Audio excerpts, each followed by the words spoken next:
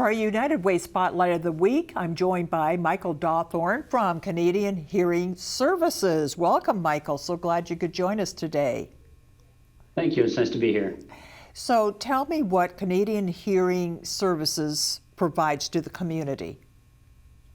Well, CHS basically tries to serve the needs of people who are deaf or hard of hearing in whatever aspect they need in their daily life. And that ranges everywhere from helping people get jobs to dealing with new hearing loss, testing their hearing loss, helping them develop new skills to adapt to the hearing loss or to adapt to society. So recently, a lot of work with people around technology and adapting to the new realities, a lot of virtual experiences that may have been new to them. We have counseling services.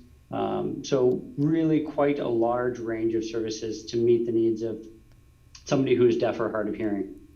And do you deal with people like children who have never had hearing, or are you finding a lot of people who, as you get older, a lot of people lose their hearing when they get older, or is it a combination of things? It is definitely a combination.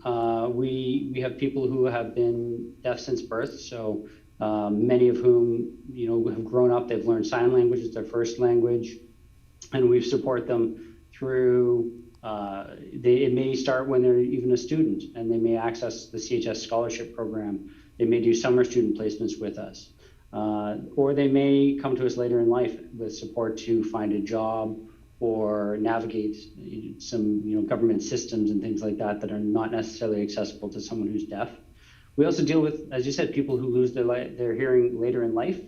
So they may lose their hearing as they age, and we'll get services through our hearing care counseling program, which supports people who are 55 and up and their families to sort of adapt to the new realities of that hearing loss, what that means for communication, that it can be a strain on a family when they're not feeling like they're being heard, but in reality they're not being heard. It's the hearing loss.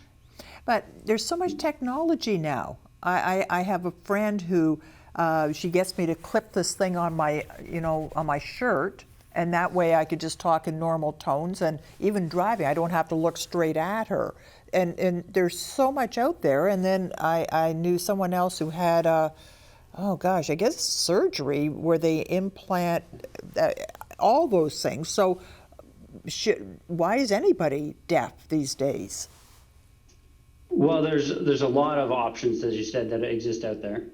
So you talked about technology that can be lent and can be shared with somebody else. So they would speak into a microphone. I may have a receiver.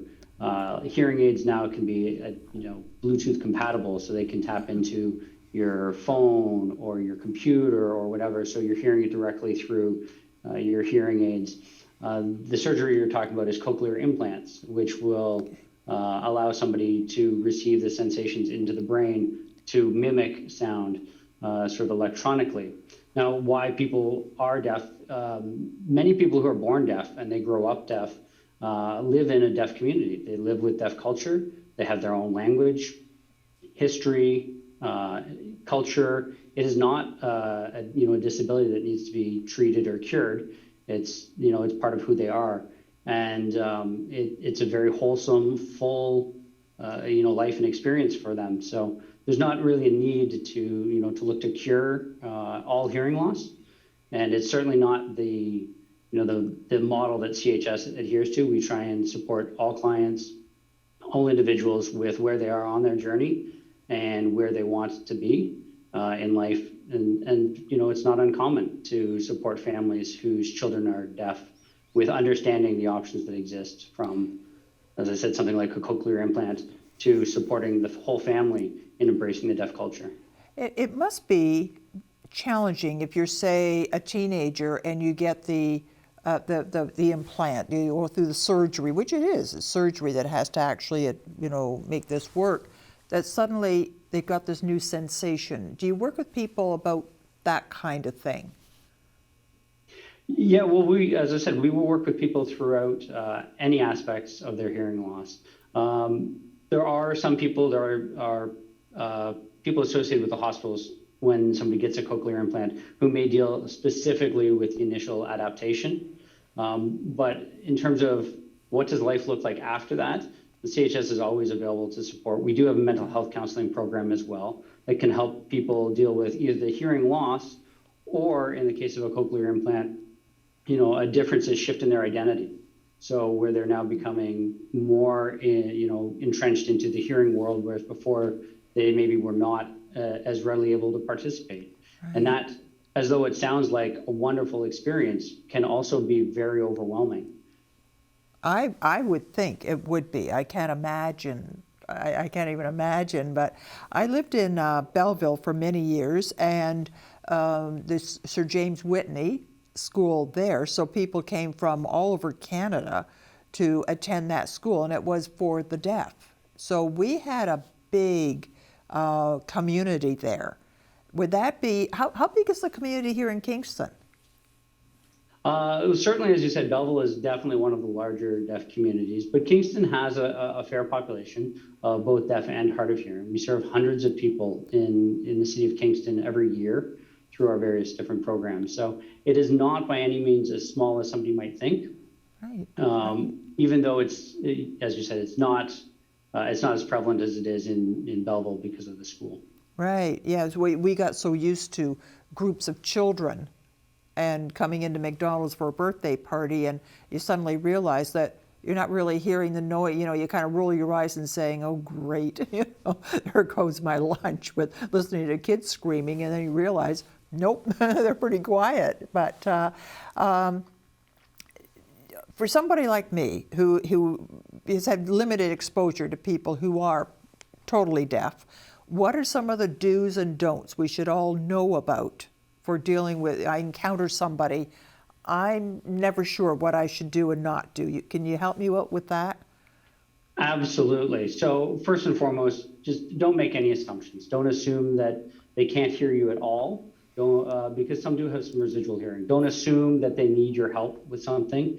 They live as a deaf individual every day, all day, and have learned to adapt. But also don't be afraid, be willing to try and engage, have conversation. And that might be through gesturing if you're trying to get their attention for something, or you're trying to, show something that's of importance, or that you want to get their attention. That's perfectly okay. You can write notes if it's necessary, but really just try to engage, and keep in mind that somebody who's deaf has spent their lifetime living in a hearing world, and are very, very adept at being able to communicate with you. So as though, although it's a very new experience for you, it is something that they do quite regularly, and very, very willingly, openly support your learning and your experience. Everybody at CHS who's hearing at one point in time met their first deaf person, and over their careers at CHS have learned, how to sign or how to communicate. But we always keep learning. Okay. In the 1 minute we've got left, can you tell me about your relationship with the United Way? Certainly. So the United Way has been a phenomenal supporter of CHS in Kingston and elsewhere. We could not do the work that we do without the support of the United Way and their donors. As I said, we reach hundreds of clients, consumers, families, individuals every year in Kingston alone. And that just absolutely would not be possible if we didn't have the support. So that's helping seniors who are adapting to their hearing loss for the first time. That's helping deaf youth who are just transitioning to the adult world figure out how to navigate systems that they've never had to experience before. These things that we may take for granted or we may think are simple can be very challenging. And without the support from donors, we wouldn't be able to support the community. Thank you for being with us today. I've learned a few things, and maybe the next time I won't be so uncomfortable dealing with a deaf person. Thank you so much, Michael. Thank you for having me.